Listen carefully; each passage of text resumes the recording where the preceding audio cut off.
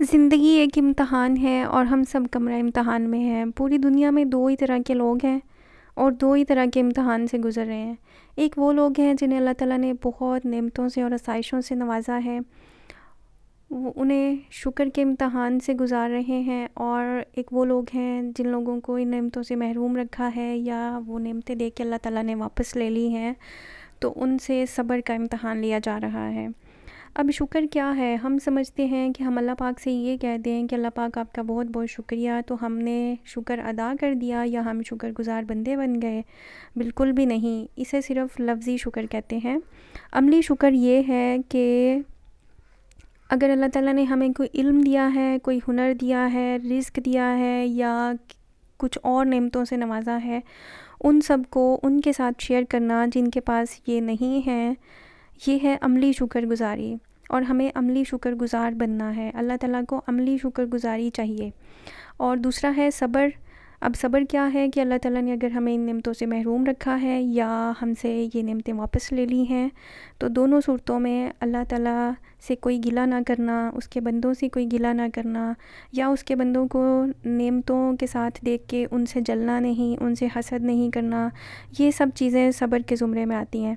तो सब्र और शुक्र का दोनों का बहुत अजर व सवाब है। हमें हर वक्त अल्लाह से दुआ करते रहना चाहिए कि अल्लाह पाक अगर आप हमें आज़मा रहे हैं इन 2 चीज़ों में, तो हमें इसमें कामयाब होने की तौफ़ीक अता फ़रमा। हमें तौफ़ीक दे कि हम आपकी आज़माइश पे पूरा उतरें। आज हम बनाएंगे आलू के और चिकन के शामी कबाब। जी, आपने दाल के साथ तो शामी कबाब बनाए होंगे, लेकिन आज मैं आपको ऐसा तरीका बताऊंगी ना कि आपको बहुत पसंद आएंगे। ख़ास तौर पे उन मदर्स के लिए भी ये बेहतरीन ऑप्शन है जो परेशान रहती हैं कि बच्चों को डेली लंच बॉक्स में क्या दें।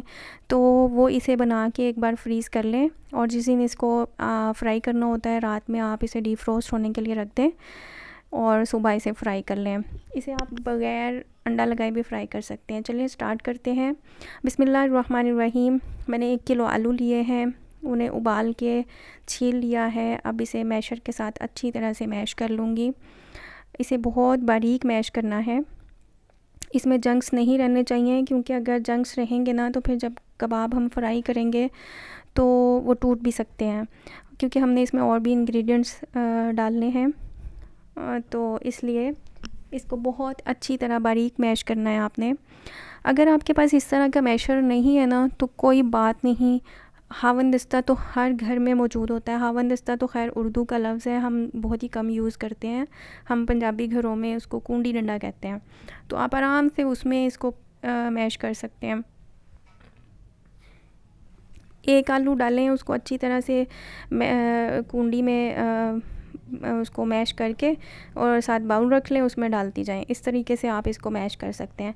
अच्छा, अगर हमारे पास इस तरह से हर चीज़ अवेलेबल ना हो ना, तो हमें परेशान नहीं होना चाहिए, उसका कोई जुगाड़ निकालना चाहिए। उसको मौजूदा चीज़ों के साथ मैनेज करना सीखना चाहिए। इसी को सुघड़पन कहते हैं, इसी को घरदारी कहते हैं, और लड़कियों को ये सब करना आना चाहिए। इससे ज़िंदगी जो है ना बहुत आसान हो जाती है। तो देखें, इसको बहुत अच्छे से मैश हो रहा है। बिल्कुल एक हलवा सा हमने इसको बना लेना है। फिर इसकी ना बाइंडिंग बहुत अच्छी सी होगी।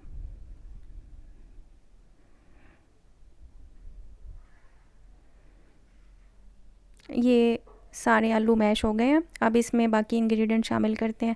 मैंने 1 शिमला मिर्च ली है, उसको बारीक काट लिया है, वो ऐड करूँगी। अच्छा, बर्तनों को ना अच्छी तरह से साफ़ किया करें। रिज़्क को ज़ाया नहीं करना चाहिए, बेशक वो कच्ची हालत में हो या पका हुआ हो। अल्लाह ताला को रिज़्क ज़ाया करना बिल्कुल भी पसंद नहीं है। हज़रत पाक सल्लल्लाहु अलैहि वसल्लम ने फरमाया कि जो रिज़्क की कदर नहीं करता, अल्लाह ताला उससे रिज़्क वापस ले लेते हैं। तो 1 बाउल मैंने छोटे वाला बंद गोभी बारीक कटी हुई ली है। 1 बाउल मैंने चिकन का लिया है, इसको बॉयल करके बारीक बारीक शरेड कर लिया। ये तकरीबन 1 पाव के करीब चिकन है। अब मैंने 2 सब्ज़ मिर्च ली हैं, उन्हें बारीक काट लिया, और थोड़ा सा धनिया है, वो भी बारीक काट लिया। अगर तो बच्चों ने खाना है ना, तो फिर आप सब्ज़ मिर्च को स्किप कर दें। अब इसमें जो मसाले ऐड करेंगे, 1 टीस्पून नमक, 1 टीस्पून पिसा हुआ ज़ीरा, 1 टीस्पून सूखा धनिया, 1 टीस्पून काली मिर्च पिसी हुई, हाफ़ टी स्पून लाल मिर्च, 1 टीस्पून चिली फ्लेक्स, ये सब हम इसमें ऐड करेंगे।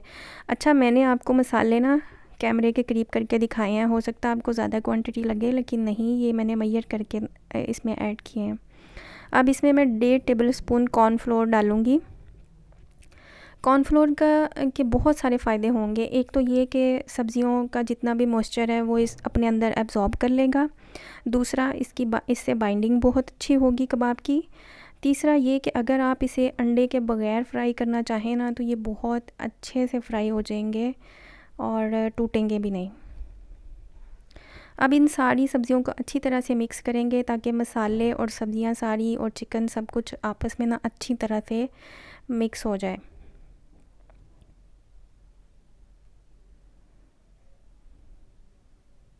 जैसे आटे को गूंदते हैं ना, उस तरीके से आपने इसको अच्छी तरह से मिक्स करना है, वरना मसाले कहीं कम कहीं ज़्यादा इस तरह से रह जाएंगे। और कोशिश किया करें जब आप खाना बना रहे होते हैं ना, तो कुछ ज़िक्र करते रहा करें। कभी दुरूद शरीफ पढ़ लिया, कभी इस्तग़फ़ार कर लिया, सवाब का सवाब हो मिलेगा और काम का काम हो जाएगा। तो ये देखिए हमारा मिक्सचर बन के तैयार हो गया है। अब मैं हाथों पे ऑयल लगा के हाथों को ग्रीस कर लूँगी ताकि हाथों के साथ ये चिपके नहीं। अब जिस तरीके से रोटी का पेड़ा बनाते हैं, इसी तरह से इसका मिक्सचर लेंगे और इसको बॉल की शक्ल में पहले बनाएंगे और फिर हाथों के ऊपर इसको स्प्रेड कर लेंगे दबा के, इस तरीके से। अच्छा, इसके लिए आपको किसी सांचे की ज़रूरत नहीं है। कुछ लोग बोतल के ढक्कन के साथ इसको बना रहे होते हैं उसमें डाल के, तो ऐसा कुछ भी करने की ज़रूरत नहीं। ये देखें, हाथ के साथ ही इतने अच्छे से बन के तैयार हो रहे हैं। इसी तरह सारे मिक्सचर के कबाब बना के हम तैयार कर लेंगे और इतने मिक्सचर के साथ 25 से 26 कबाब बन के तैयार होंगे। मैं आपको उतने ही दिखाऊंगी जितने मैं बना रही हूँ। ये देखें, अब मैंने 2 अंडे लिए हैं और इसमें 2 चुटकी के करीब नमक डाल के इसको अच्छी तरह से फेंट लूँगी। अच्छा, अंडे को अच्छी तरह से फेंटिएगा ताकि जब अंडा कबाब पे लगे ना, तो वो इक्वली लगे। जर्दी और सफ़ेदी जो है ना, वो अलग अलग नहीं होनी चाहिए।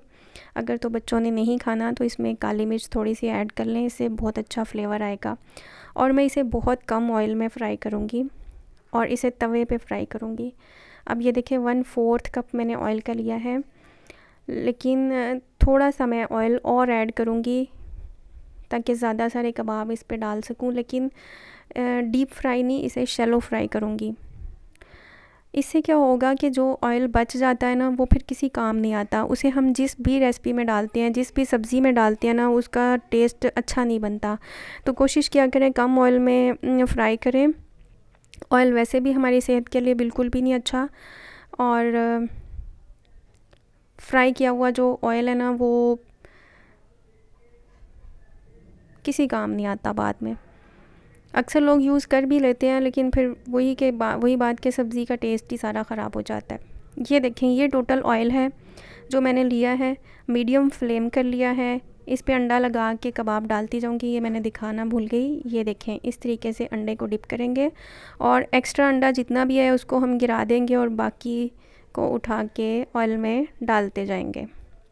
इसे मीडियम फ्लेम पे 2 से 3 मिनट के लिए वन साइड से हम फ्राई करेंगे और फिर साइड चेंज करके 2 से 3 मिनट दूसरी साइड से फ्राई करेंगे। और इसे बहुत ज़्यादा ब्राउन नहीं करना, गोल्डन ब्राउन करना है और फिर बाद में निकाल लेना है।